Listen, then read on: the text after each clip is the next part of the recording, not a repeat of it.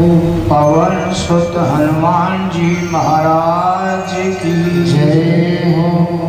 शंकर भगवान की जय हो। श्री सुखदेव जी महाराज की जय हो। परीक्षित जी महाराज की जय हो। भागवत महापुराण की जय हो। गांव बस्ती की जय हो। प्रभु की असीम कृपा से ग्राम गोपालगढ़ में श्री चिंताहरण महादेव मंदिर पर भगवती एंड पार्टी महिला कीर्तन मंडल द्वारा भागवत कथा का आयोजन किया जा रहा है, जिसका कि आज षष्ठम दिवस है, छठवां दिन है। थोड़ी देर अपनी जिह्वा को पवित्र करने के लिए 2 मिनट हरि संकीर्तन करेंगे, उसके बाद कथा का शुभारंभ हो। मेरो राधा रमण गिरधारी, गिरधारी श्याम बनवारी।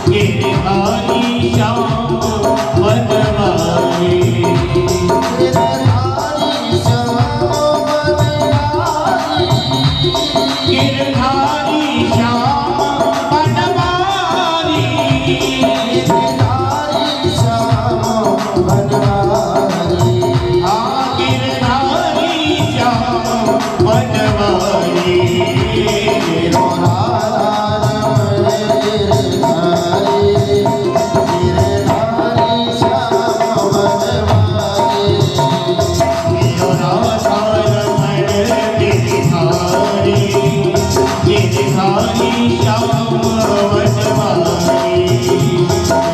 राधा रमण गिरधारी गिरधारी श्याम बनवारी राधा रमण गिरधारी गिरधारी श्याम बनवारी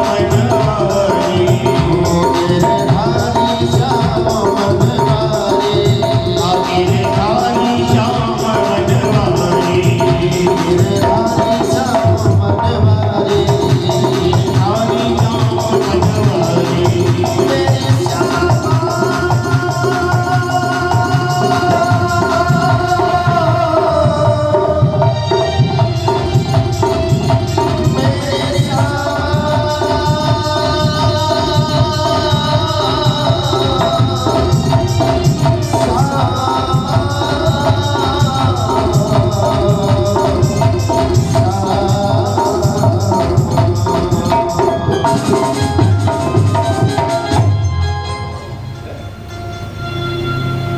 प्रेम से बोलो,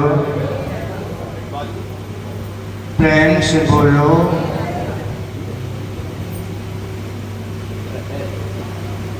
आज कल की कथा में आपने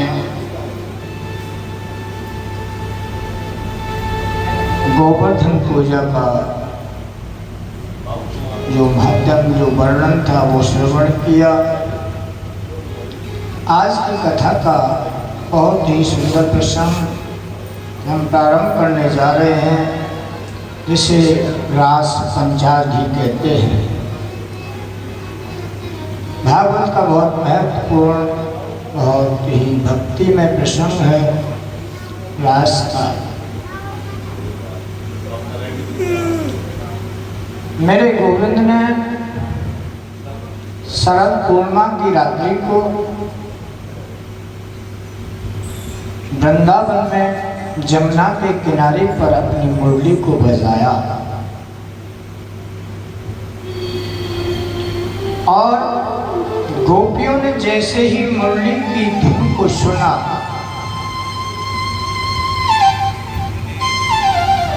सब जिस अवस्था में थी, जो भी कार्य कर रही थी, वो सब को छोड़ करके वो सीधे जमुना के किनारे जहाँ पर गोविंद थे वहाँ पर पहुँच गई। जो जैसी अवस्था में थी वैसे ही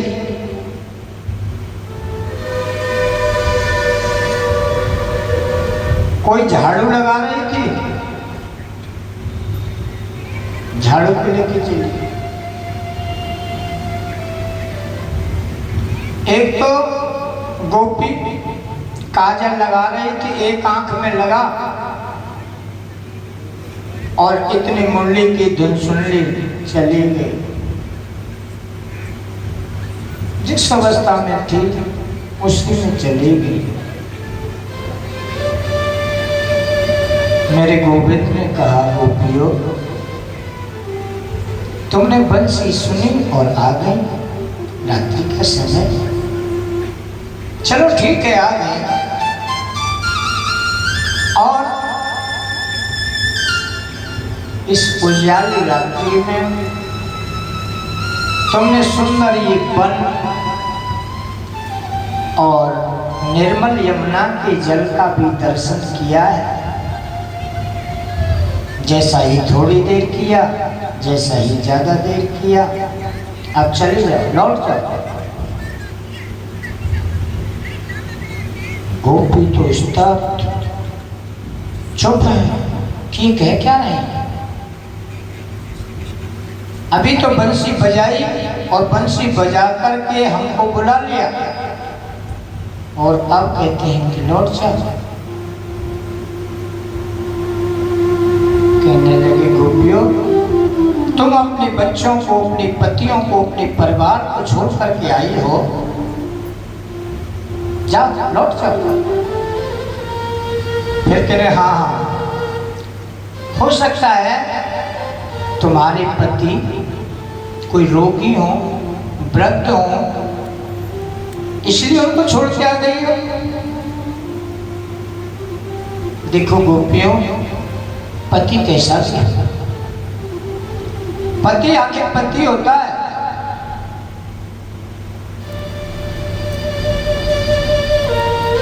उदाहरण दिया, दुर्शीलो दुर्भगो वृद्धो जड़रो यधनो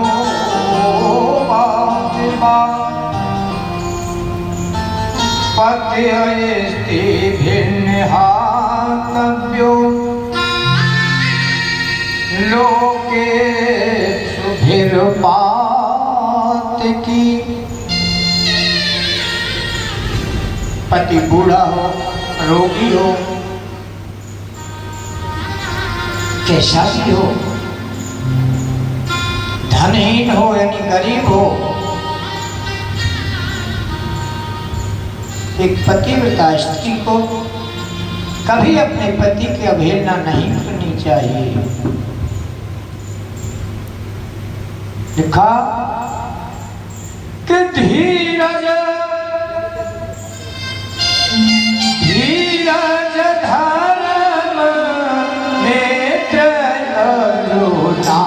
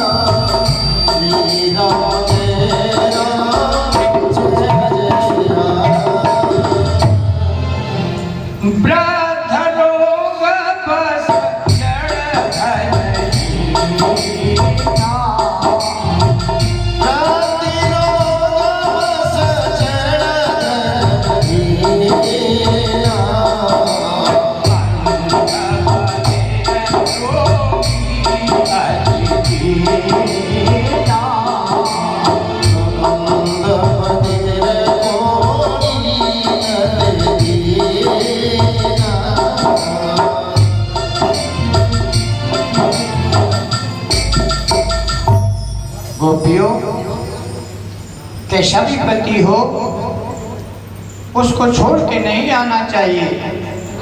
तुम लौट जाओ, जाओ लौट जाओ।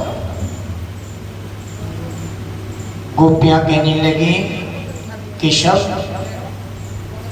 हम नहीं लौटेंगे। आपने हमें लौटने के लिए, हम लौटने के लिए कह रहे हो, ये आप गलत कह रहे हो।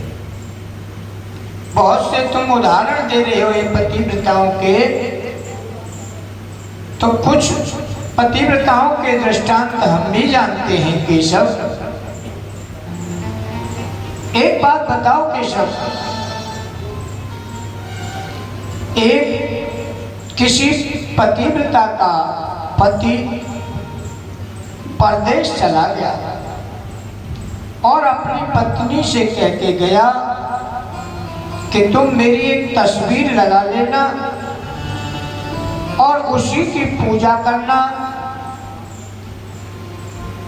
उसी को भोग लगा करके मेरा और अपना भोजन कर लेना। पति की ध्यान उसी के अनुसार आप करना। वो ऐसे ही करती रही। कुछ समय बाद, एक आध साल बाद उसका पति आया, कुंडी खटखटाई। वो उस समय उस अपने पति के तस्वीर की पूजा कर रही थी।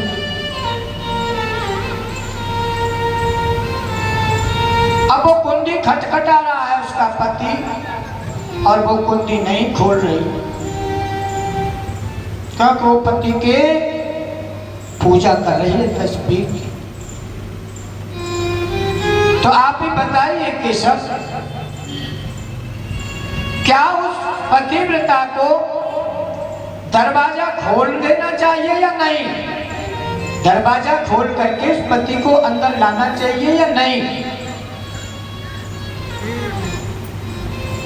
कन्हैया बोले जरूर लाना चाहिए। अरे जब वास्तविक पति आ गया तो फिर उस मूर्ति वाले पति की क्या जरूरत रह गई? उसको लाए, फिर तो अपने उसकी पूजा करें, उसके साथ रहे। बोले तो तुम्हारा जो प्रश्न था उसका उत्तर अपने आप आपने दे दिया। हम जो छोड़ करके आए हैं ना अपने पतियों को, वो तो इस तस्वीर की तरह हैं, वो तो इस शरीर के पति हैं और हम शरीर नहीं हैं कन्हैया, हम आत्मा हैं और आत्मा का पति केवल परमात्मा होता है, केवल परमात्मा होता है। तो हम इसलिए यहाँ पर आए हैं। कन्हैया बहुत प्रसन्न हुए और कन्हैया ये परीक्षा ही लेना चाहते थे कि परमात्मा से मिलने में ये वासना क्षय होनी चाहिए। अभी यदि इनकी इच्छा है, यदि पति में, इसीलिए दृष्टांत दिए थे कि पतियों की बड़ाई भी की थी कि यदि इनका जरा सा भी यदि उधर मोह होगा तो लौट जाएंगे, मगर नहीं लौटी। बैराग्य भाव देखा, सही है, परीक्षा ले ली। तब मेरे गोविंद ने, मेरे कन्हैया ने कहा, गोपियों तुम्हारा जो बैराग्य भाव है, बिना बैराग्य के भक्ति दृढ़ नहीं होती है। वो दृढ़ता लाने के लिए अब मैं आपके साथ रास रचाऊंगा, नृत्य करूंगा। आप सभी सम्मिलित हो, प्रेम से बोलो राधे राधे। मेरे गोविंद ने गोपियों के शहर, किशोरी जी भी हैं रास में, अब गोपियों के साथ नृत्य कर रहे हैं। और ऐसा लिखा है भागवत में कि दो दो गोपियों के बीच में एक एक कन्हैया है, एक एक कृष्ण।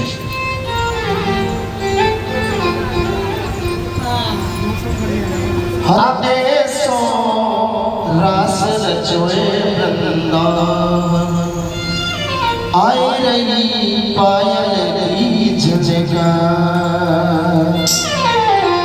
पायल की झनकार है घुंघरू की झनकार। ऐसो रास रचोए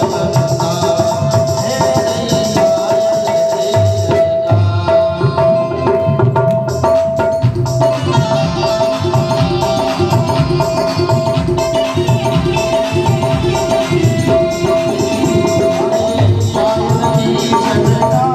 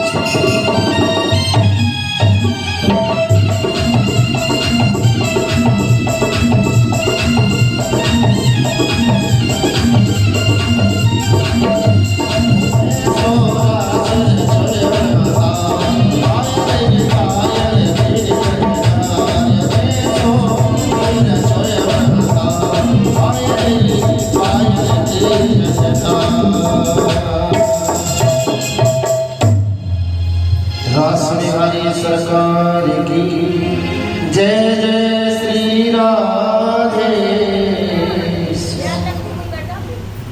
प्रेम से बोलो, प्रेम से बोलो। मेरे माधव, मेरे गोविंद गोपियों के साथ रास रचा रहे हैं, नृत्य कर रहे हैं। दो दो गोपियां हैं, एक के हाथ बगल में, एक के दूसरे के, और सब जितनी गोपियां हैं सब दो दो गोपियों के साथ एक एक कृष्ण है। मगर वो दोनों सोचती है कि मेरे ही साथ हैं और हम दोनों के साथ कृष्ण हैं। ऐसा सुझाव है कि किशोरी जी को अहंकार हुआ कि ये गोपियों के साथ नृत्य कर रहे हैं, तो क्या ये गोपियां मेरी बराबर की हैं? नहीं, ये छोटी हैं और ये इनके साथ। मेरे गोविंद जो है ना, भगवान देखो कुछ नहीं खाता है। दूसरे शब्दों में बता रहा हूं, भगवान का भोजन केवल अहंकार है और कुछ नहीं खाते, और न किसी के शुभ कर्म को ग्रहण करें ना अशुभ कर्म को। गीता कहती है नादत्ते कश्चित् पापम न चैव सुकृतम विभुः अज्ञाने अप्रतम ज्ञानम तेन मुह्यन्ति जन्तवः। यद्यं मैं न किसी के शुभ कर्म को ग्रहण करता हूँ और न किसी के अशुभ कर्म को ग्रहण करता हूँ, मगर ये जीव माया के वशीभूत होकर के ऐसे समझ लेता है कि प्रभु ऐसे कर रहे हैं। तो ये जीव भी ऐसे ही समझता है। जे परत दुख पावही सिर धुन धुन बजता काले कर्म ईश्वर मिथ्या दोष लगा। ये जीव अपनी स्वतंत्रता से बरतता है और फिर आज से आरोपण कर देता है काल, कर्म और ईश्वर पर। अच्छा ये बताओ एक बात, पहले और से तो अधिकार नहीं है, परीक्षक से पूछेंगे, परीक्षक ही प्रश्न कर सकता है और परीक्षक ही पूछ भी सकता है। पहले जीव बना कि ईश्वर? ईश्वर, अच्छा ईश्वर बनेगा पहले। पहले काम बनेगा कि प्रधान? हैं? पहले काम होगा तभी तो प्रधान की जरूरत है। पहले राज्य बनेगा कि राज्यपाल? पहले राज्य बनेगा ना, जब राज्य होगा तब राज्यपाल की जरूरत है। ऐसे ही पहले जीव बनेगा तभी तो ईश्वर की जरूरत है। जब काम नहीं तो प्रधान की जरूरत नहीं, जब राज्य नहीं तो राज्यपाल की जरूरत नहीं, ऐसे ही जब जीव नहीं तो ईश्वर की भी जरूरत नहीं। जब जीव है तब ईश्वर है। और ईश्वर तो कहने का भाव, जब ते जीव भयो संसारी छूट ही ग्रंथ न होई सुखारी। जड़ चेतन ग्रंथ पर गई जदपि मृषा छूटत कठिनाई। जड़ और चेतन में ग्रंथि माने गांठ पड़ गई है। चौपाई क्या कह रही है? जदपि मृषा, मृषा माने झूठी, तो गांठ है नहीं, दिखाई देती है। कोई बोले जी जब है ही नहीं तो दिखाई कैसे देती है? जब है नहीं कोई चीज तो दिखाई कैसे देगी? उदाहरण दिया, मरुस्थल में जल होता है क्या? सड़क पे पानी होता है क्या? होता तो नहीं है और दिखाई देता है। ऐसे ये जगत भी हुआ नहीं किसी काल में भी। तो दिखाई देता प्रतीति का विषय। मिथ्या की परिभाषा ये बात के योग्य प्रतीति का विषय, उसी को मिथ्या कहते हैं, उसी को कल्पित कहते हैं। तो ये जीव माया के वशीभूत होकर के फिर कहते हैं माया का, माया परमात्मा की शक्ति है, दो शब्द दो नहीं हो सकते। शक्ति कभी अपने शक्तिमान से अलग नहीं होती, वो एक ही है, शक्ति और शक्तिमान। बिना शक्ति के शक्तिमान नहीं रह सकता। भाई मेरा शरीर, मैं और मेरी ताकत वो अलग अलग है, एक ही है। जब शरीर होगा वो जब ताकत होगी। ऐसे ही परमात्मा की जो ताकत है ना, जो शक्ति है, उसी को माया कहते हैं। दो नहीं है, एक ही है। मगर वो जो ताकत है परमात्मा की, सर्वव्यापकता होने के कारण इतनी बलवान है कि जो ज्ञानी कहने लगे अहम ब्रह्मास्मि, उनकी ये त्रिगुणमयी माया कभी नष्ट नहीं होती और कहे मैं ब्रह्म हूं, ऐसे ही कहते रहते हैं। भगवान ने कहा मेरी माया इतनी बड़ी है कि इसको केवल मेरी भक्ति करके ही हटाया जा सकता है। दैवी हेशाम गुणमयी, गीता कहती है 7वें अध्याय का 14वां श्लोक है।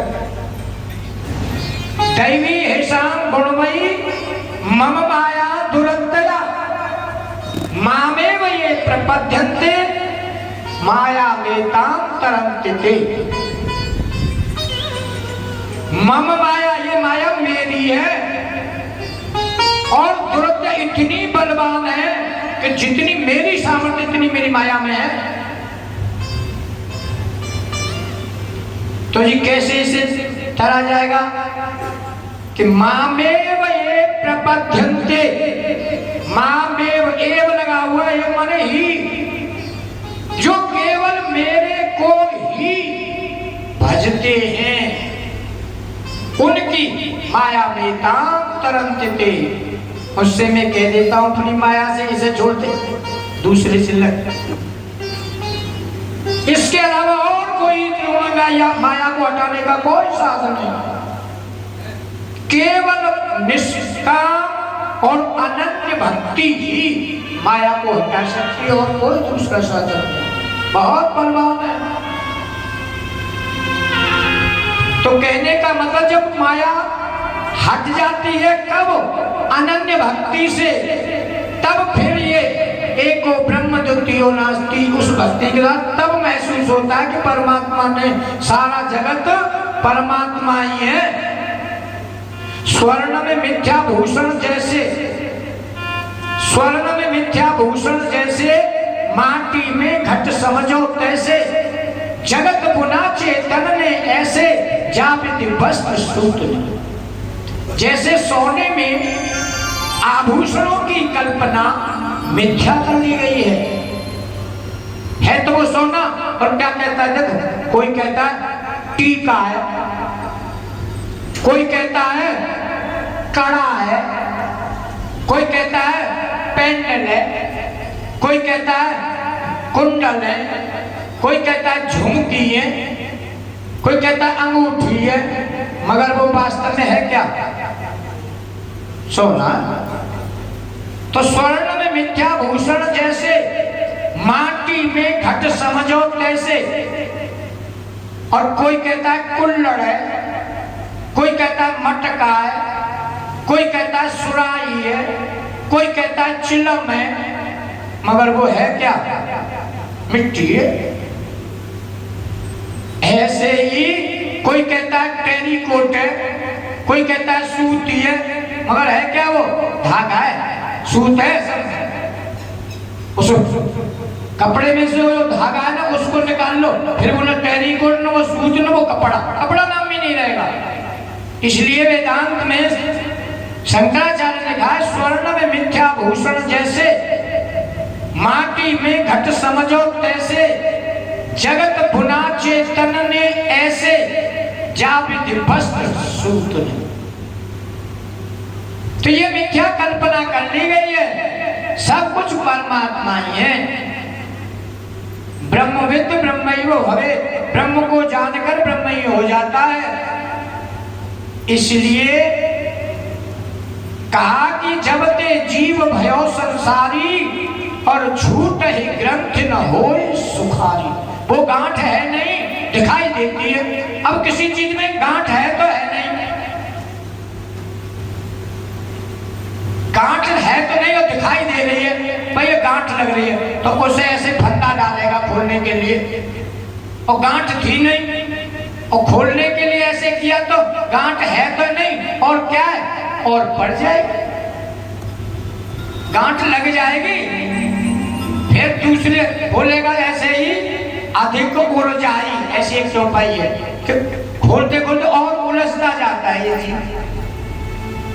नहीं तो सिया राम में सब जग जानी और करहूं प्रणाम जोर जुग पानी। संपूर्ण संसार सिया राम है, परमात्मा ही परमात्मा है। मगर ये कब, जब जान लेते हैं, जब जान जाता है। और जो जानता कब है, जाने जो जाए दे जनाई और जानत तुम्हें हो जाए। जो इसको जान लेता है उसको उसी का स्वरूप हो जाता है। और जाना किसके द्वारा जाएगा, बिन गुरु भवन दि तरह न कोई, और जो बिरंच शंकर सम होई। गीता तद्विद प्रणपातेन पर प्रश्नेन सेवया उपदेक्षान्विते ज्ञानम ज्ञानिनः तत्त्वदर्शिनः। बिना गुरु के नहीं जाना जा सकता।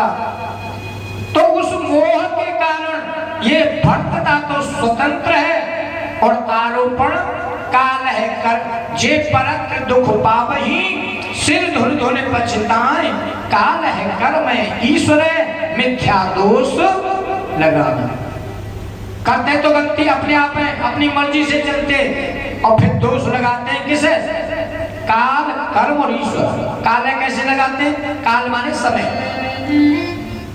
गलत काम खुद कर रहे हैं और फिर काल को यानी समय को, भाई मेरा समय खराब है, मेरा समय खराब चल रहा, तो काल को दोष लगा दिया। काल है कर्म है, फिर कर्म को दोष, भाई मेरे कर्म में ऐसे ही लिखो, कर्म को दोष लगा दिया। फिर काल है कर्म है ईश्वर है, फिर ईश्वर, भाई ईश्वर को ऐसा ही करना था। तीनों ने दोष लगा रहा है और कर रहा खुद अपने आप मन मर्जी, शास्त्रों की ना मान के अपनी मन मर्जी चला रहा है। और फिर कहता है समय खराब है, कर्म खराब है, ईश्वर ऐसे ही करना। इसलिए इस माया से ये ज्ञान ढका हुआ है। देखो काय से पैदा होती है, जल से होती है ना, और उस जल को ढक लेती हो, पैदा होके उसी को ढक लेती है। तो ये माया परमात्मा से पैदा होके परमात्मा ही ढक लेती है। क्या माया ही माया दिखती है, फिर परमात्मा नहीं दिखता। और होती कहां से पैदा है, परमात्मा से, क्योंकि परमात्मा की शक्ति है। परमात्मा से पैदा हुई और परमात्मा को ही ढक लिया है। देखो अंधेरा कैसे, यहाँ खुला है ना, ध्यान देना, यहाँ बिल्कुल ये खुला, और जब चारों तरफ एक कमरा बना दो, चिंदो पूरा, छोटी सी जगह छोड़ो, चिंदो पूरा ये खुला है, तो उस कोठरी के अंदर क्या हो जाएगा, अंधेरा होगा ना। अब तुम उसमें जाकर के जाओगे, थोड़े से निकल करके, तो तुम्हें वो ईंट भी दिखाई नहीं देंगी, दीवार भी अंधेरे में दिंगी तो नहीं, उजाले से चाहे पहले देख लो, अंधेरे में वो दीवार दिखाई तो नहीं देंगी। तो वो दीवार जो है, वो जो अंधेरा किससे पैदा हुआ, अंधेरा जो खुला था, तो अंधेरा किससे पैदा हुआ, दीवारों से। भाई दीवार खींच दी तभी तो अंधेरा हुआ। अंधेरा किससे पैदा हुआ, दीवारों से। और उस अंधेरे ने अब वो दीवार नहीं ढक ली, उस अंधेरे ने वही दीवार ढक ली। ऐसे ये परमात्मा से पैदा होकर के माया और परमात्मा को ढक लेती है, इसलिए जीव संसार में मोहित होता रहता है। इसलिए माया में ताम तरंते, ये भक्ति का प्रभाव है। तो इस रास में भी ये भक्ति ही है, प्रेम ही दिखाया है। मेरे गोविंद ने अहंकार हो गया किशोरी जी को कि इनके साथ नृत्य कर रहे हैं। गोविंद बोले अब अहंकार तो दूर करना पड़ेगा, और वहां से चली गई। अब तो सब देख रही हैं किधर गए गोविंद, किधर गए कन्हैया, किधर गए कृष्ण, सब भी देख रही हैं।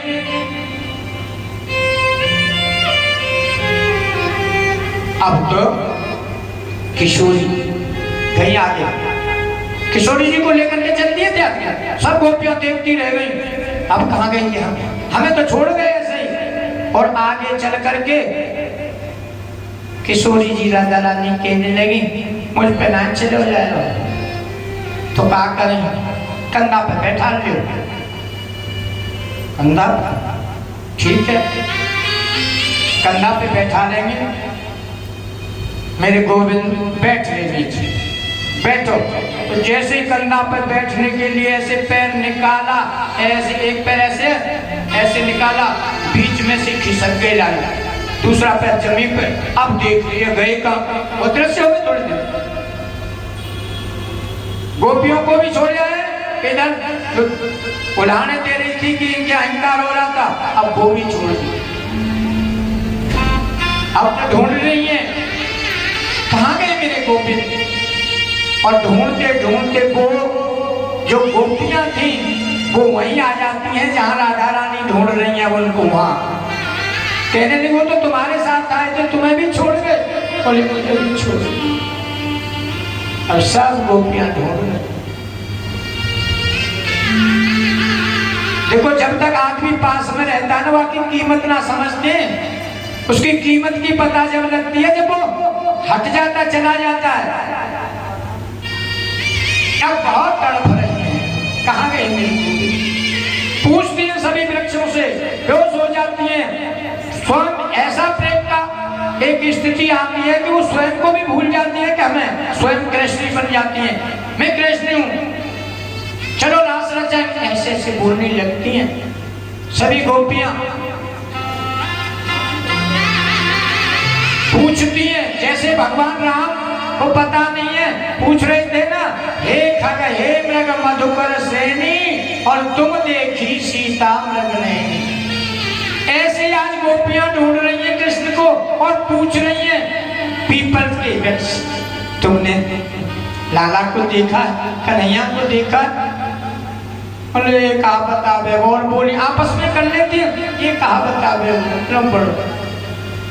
फिर वट वृक्ष से पूछती हैं, अबू का जवाब दे, अरे ये काय को बतावे, हम तो इतनी बड़ी दाढ़ी रखाए रखी है।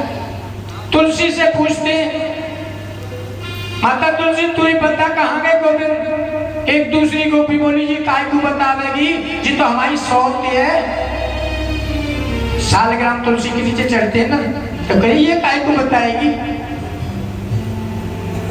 अब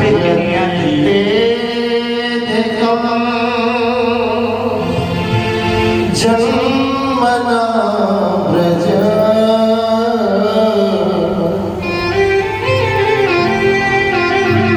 श्रयत इंदिरा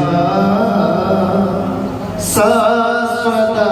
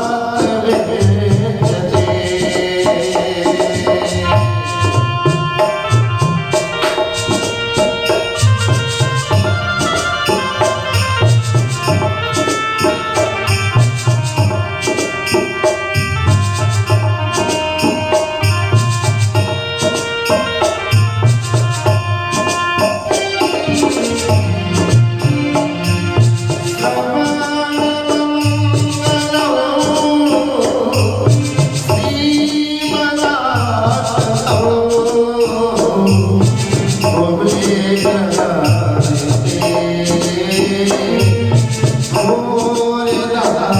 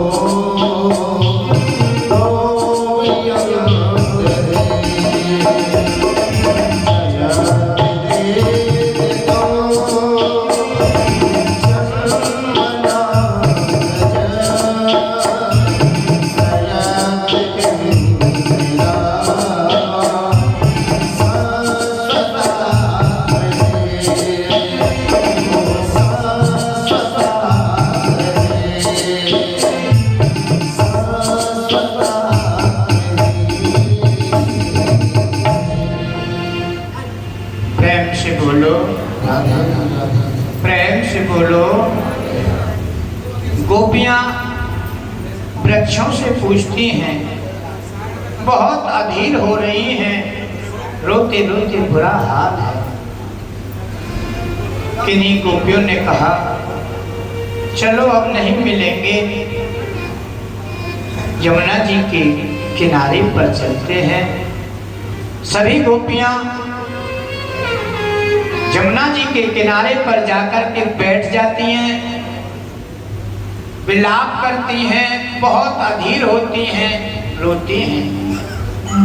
मेरे गोविंद ने सोचा कि अब इनके इतने आंसू निकल चुके हैं तो अब इनका अहंकार शांत हो गया है। गोपियां कहने लगी, हे जमुना मैया, तुम ही भक्ति का प्रतीक हो। जमुना भगवान की चौथी पटरानी है और भक्ति का भी प्रतीक है, और भगवान भक्ति से ही मिलते हैं, इसलिए जमुना माई से प्रार्थना की है। तो मेरे गोविंद वहीं उन गोपियों के मध्य से ही प्रकट हो गए। वो कहीं गए नहीं थे, लाखों गोपियां थी, उनमें उन्होंने भी एक घूंघट बना लिया जैसा और गोपियों का था। क्या पता लगता है, क्या ढूंढ रहे थे। जब उनको अधीर देखा, उनके मध्य में ही प्रकट हो गए यमुना के किनारे पर। गोपियां बहुत प्रसन्न हुई। मेरे गोविंद ने कहा, आपको अहंकार हुआ था, और जब तक जीव के अंदर अहंकार रहता है मेरी प्राप्ति नहीं होती है, इसलिए मुझे आपका जो अहंकार है वो नष्ट करना था। गोपियों ने जवाब भी दिया, महाराज आपकी माया इतनी प्रबल है और किसको अहंकार नहीं हुआ। ऐसा को जन्मा जग माई,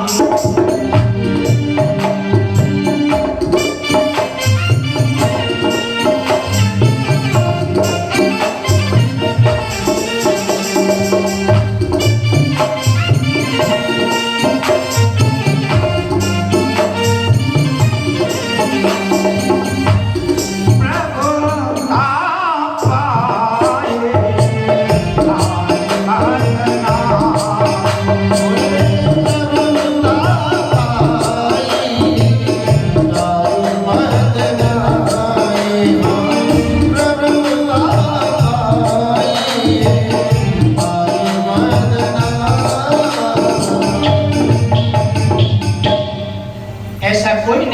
जगत में पैदा हुआ जिसको प्रभुता मिली हो और उससे अभिमान नहीं हुआ। मेरे गोविंद ने कहा अब मैं आपके साथ रास रचाऊंगा। आपका अभिमान जो था वो नष्ट हो गया। आज गोपियों के साथ मेरे गोविंद ने रास रचाया है। इस रास को देखने के लिए भगवान शंकर भी आए हैं और उन्होंने प्रवेश नहीं था, वो भी गोपी बन करके रास में पहुंचे हैं। महाराज से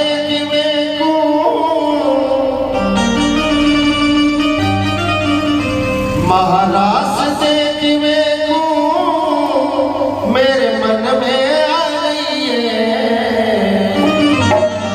मैं संग लगा बोला ये दुनिया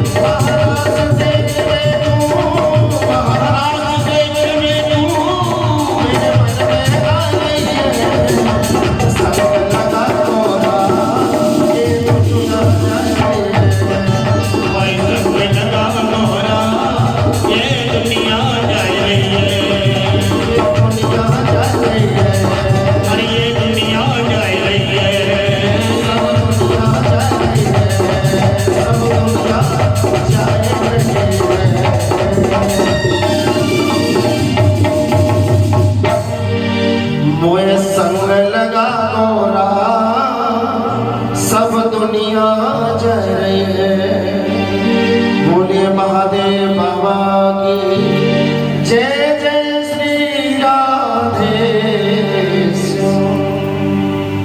प्रेम से बोलो, प्रेम से बोलो। बहुत सुंदर रास रचाया मेरे गोविंद ने, जिसको देखने के लिए मेरे शंकर भगवान भी गोपी बने हैं। आगे श्री सुखदेव जी महाराज परीक्षित से कहते हैं कि कंस के दरबार में नारद जी पहुंच जाते हैं और नारद जी को सुंदर ऊंचा आसन दिया, प्रणाम किया कंस ने। नारद जी कहने लगे, कंस देखो तुम्हारे साथ वसुदेव ने कितना धोखा किया। उसने अपने पुत्र को जो तेरा काल है ऐसा कह के नंद जी के यहाँ भेज दिया। कंस बोला, क्या करूं नारद जी, मैंने तो उसे मरवाने के लिए बहुत सारी रात अपने भेजे, पूतना, सप्तासुर, तृणाव्रत, अघासुर, बकासुर, केसी, बहुत अपने भाई बिरादरी वाले सब भेजे, मगर जाते तो सब हैं, गए भी सब, वापिस कोई नहीं है। नारद जी कहने लगे, आवेगा भी नहीं कोई, चाहे कितने भी भेज ले। फिर क्या करें, एक काम कर, कंस तो यहाँ पर एक धनुष यज्ञ का मेला लगवा मथुरा में, उत्सव मना और उनको निमंत्रण भिजवा। कृष्ण और बलदेव को भी यहीं बुलवा। उस धनुष यज्ञ को देखने के बहाने, और जब वो आ जाए ना यहाँ, मेला देखेगा, धनुष यज्ञ देखेगा, तभी पीछे लगा देना, धोखे से मरवा देना पीछे, वहां नहीं मरेंगे। और मैं कुछ नहीं जानता हूं करना भाई, मैं तो केवल और केवल ये चाहता हूं कि परसों तक वो कृष्ण और बलराम मर जाने चाहिए, परसों तक। यहाँ तो कंसुते कह दिए से इधर आ गए तो नंदगांव में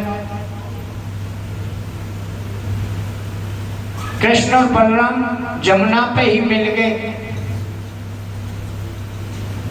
देखते ही कृष्ण बलराम ने नारद जी को प्रणाम किया, कहने लगे, नारद जी तुम्हें क्या चिंता है, तुम तो खूब माखन चुराओ, रास रचाओ, तुम्हें कोई चिंता नहीं है। किस बात की?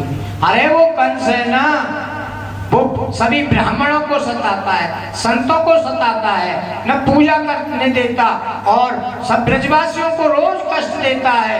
कहता है मैं ही भगवान हूँ, कोई भगवान नहीं है, मेरी पूजा करो।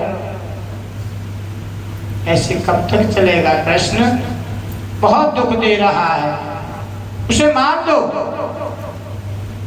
भगवान कृष्ण कहने लगे, नारद जी मैं कौन होता हूं मारने वाला? अरे सबके कर्म मारते हैं ना, राम किसी को मारते ना, हत्यारे राम अपने आप मर जाएंगे, करे करे खोटे काम। कर्म है, सबका कर्म मरवाता, मैं कुछ नहीं करता। कर्म प्रदान विश्वकारी राधा,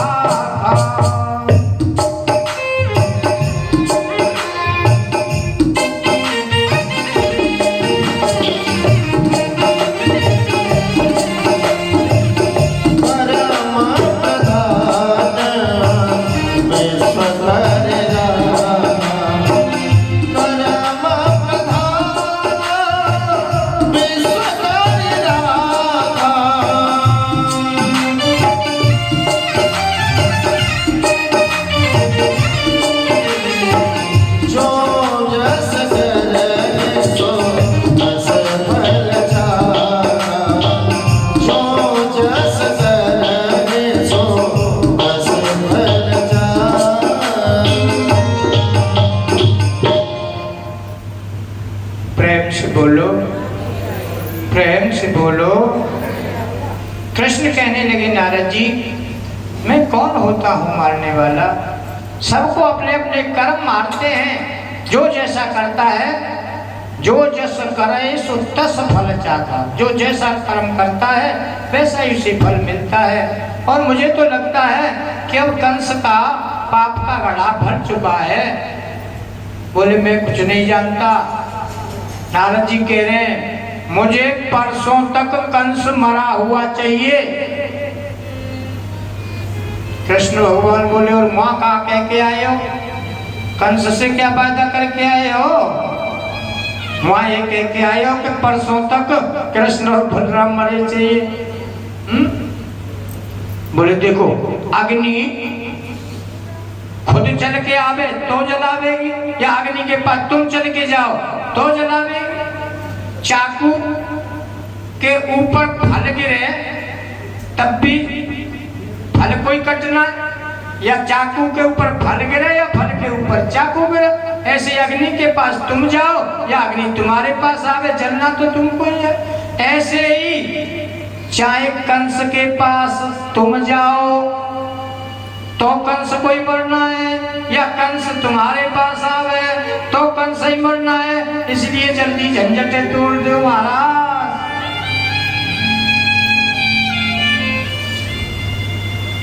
भगवान कृष्ण मुस्कुराए, नारद जी लगता है अब उसके पाप के कर्म, पाप का गड़ा जो है भर चुका है। देखो समय से पहले कुछ नहीं होता है। नारद जी वहां से चले आते हैं। इधर कंस अक्रूर जी को दरबार में बुलाते हैं, जो कृष्ण के काका लगते हैं, और कहते हैं अक्रूर, हम यहाँ पर धनुष यज्ञ का मेला की तैयारी कराते हैं और आपको जाना है नंदगांव, और कृष्ण और बलराम को लेकर के आना है। कहने लगे फिर लेकर के यदि मैं आ भी गया तो करना क्या है? कि उन दोनों को धोखे से मरवा दोनों। अब अक्रूर जी कृष्ण के बहुत बड़े भक्त हैं, मगर कंस के सामने ऊपर से तो कुछ नहीं कहते, अंदर अंदर बड़े दुखी हुए कि देखो इसकी नीयत, धोखे से मरवाना चाहता है। मना नहीं की। प्रातःकाल होते ही रथ तैयार किया और अक्रूर जी मथुरा से नंदगांव के लिए चले। मन में अंदर से प्रसन्नता है कि मैंने कोई पूर्व जन्म में पहले बहुत कोई शुभ कर्म किया होगा, तो आज गोविंद से मिलूंगा और अपने रथ में बैठा करके लाऊंगा। जैसे ही नंदगांव पास में आता है, रथ को छोड़ देते हैं, पैदल पैदल चलते हैं। जहां पर भी गोविंद के जमुना की रेती में चरणों का निशान मिलता है, चिन्ह मिलता है, वहीं पर सर झुका देते हैं। दंडोती परिक्रमा करते करते करते करते अक्रूर जी नंदगांव में पहुंच जाते हैं। नंद जी ने बहुत ही आतिथ्य स्वीकार किया, बहुत सेवा की। सारे गांव में खबर फैल गई कि मथुरा से एक पगड़ी वाला बाबा आए हुए रथ लेके, और वो कृष्ण और बलराम में लेने के लिए आया हुआ। राजा कंस ने धनुष यज्ञ का मेला की तैयारी की है और उसमें बुलाने के लिए कृष्ण और बलराम को लेने के लिए आए हैं। ये बात गोपियों को भी पता लगी। आज पूरे नंदगांव में किसी के घर में चूल्हा नहीं जला कि हमारे गोविंद, हमारा कन्हैया यहाँ से सुबह चले जाएंगे के बगैर रह नहीं सकते।